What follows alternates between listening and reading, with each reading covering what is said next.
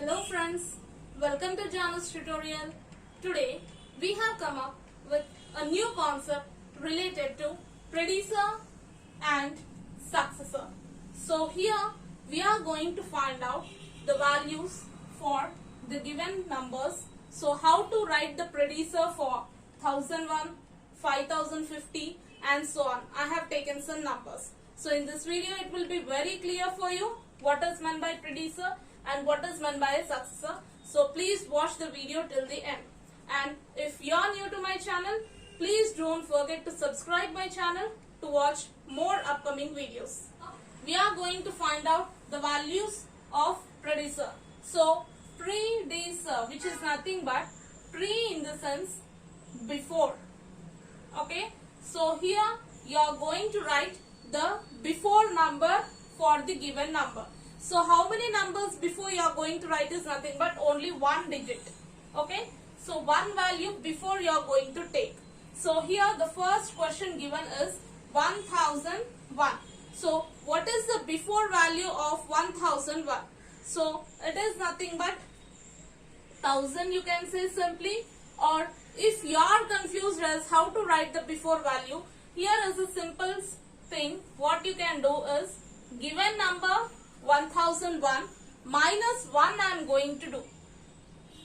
So then you get the present value, which is the answer of the predecessor. So 1 minus 1 is 0. So below the 0 you don't have any value. I am writing 0 directly. So here also 0 directly and 1. So answer is 1000. So 1000 is the predecessor of 1001, we can say. Our next number is 5050 5050. So generally you can say the answer will be 5049, that is 5049. But if you are confused, you can do it in the rough work space, like the given question is 5050 minus 1 I am going to do. So here 0 minus 1 you cannot do. So I am going to take a borrow from 5. So here it will become 10. 10 minus 1 is equal to 9. So here leftover value will be 4. So below 4 I don't have anything to subtract. So I am going to write the 4 as it is. And below 0 I don't have anything to subtract. So I am going to write the 0 as it is. And below 5 also I don't have anything to subtract. So I am going to write the 5 as it is. So my answer is 5049. So this is the predecessor value for 5050. And your next number is 810. 810 minus 1. So 0 minus 1 you cannot perform. So I am going to take a borrow. Here it will become 10. So 10 minus 1 is equal to 9. And here you will be having 0. So I am going to put a 0 over here. And 8 directly I am going to write. So my answer will be 809. So 809 is the answer for 810.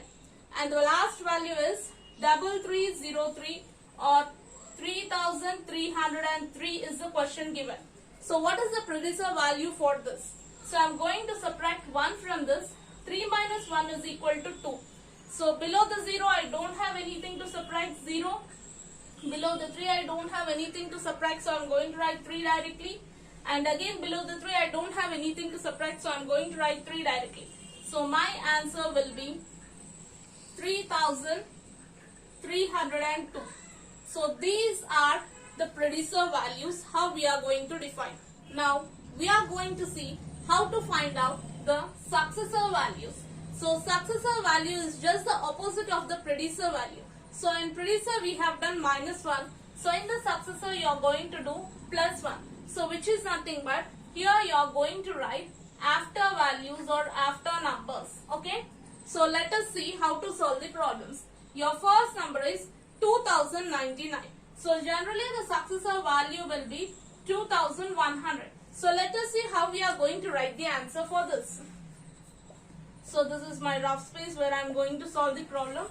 2099 is the question given. So we have to find out the successor value for this number. So I am going to do plus 1 for this. So 9 plus 1 we have to do. So 9 in your mind, one finger up. After 9, 10.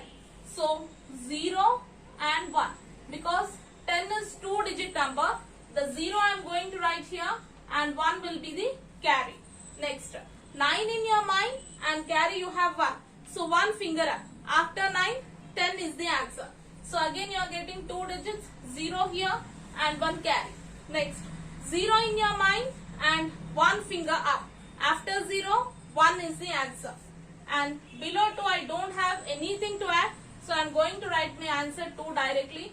So this is the successor value or the answer for 2099.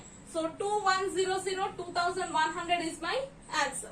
Now let us solve the next one. So whether it may be a 3-digit number or 4-digit number, we can find out the successor for everyone. So your next question is 999, that is 999. Let us find out the successor value for this. So plus 1 I am going to add. 9 in your mind, 1 finger up. So after 9 you get 10. So 0 here and 1 carry. Again 9 in your mind, 1 finger up. After 9, 10. 0 and 1. Now 9 in your mind, 1 finger up. After 9, 10. So 10 I am going to write directly because afterwards I don't have any numbers to put it as a carry. So my answer is 1000. So here I am going to write my answer as 1000.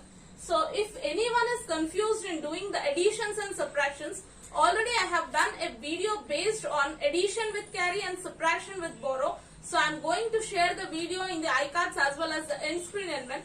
Please do watch the video, which will be helpful for you when you are doing the addition and subtraction, that is the predecessor and successor.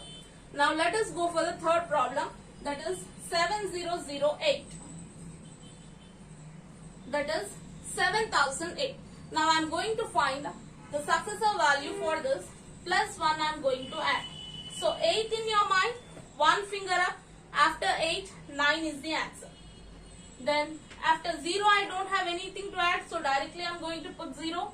Here also a 0. And below 7 also I don't have anything to add, so directly I am going to put a 7 over here. So my answer is 7009. That is 7009 is my answer. And my last value is 8001. 8001. Now let us find the successor value for this. So plus 1 I am going to add. Now 1 in your mind and 1 finger up. After 1, 2 is the answer. Next, below 0 we don't have anything to add, so directly I am going to place a 0 here, and here also a 0, and here 8 directly I am going to place. So my answer is 8002.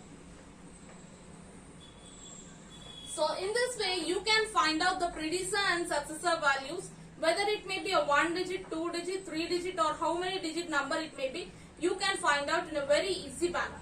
Hope you all like this video. Then please don't forget to like, share and subscribe my channel to watch more upcoming videos. Thank you for watching.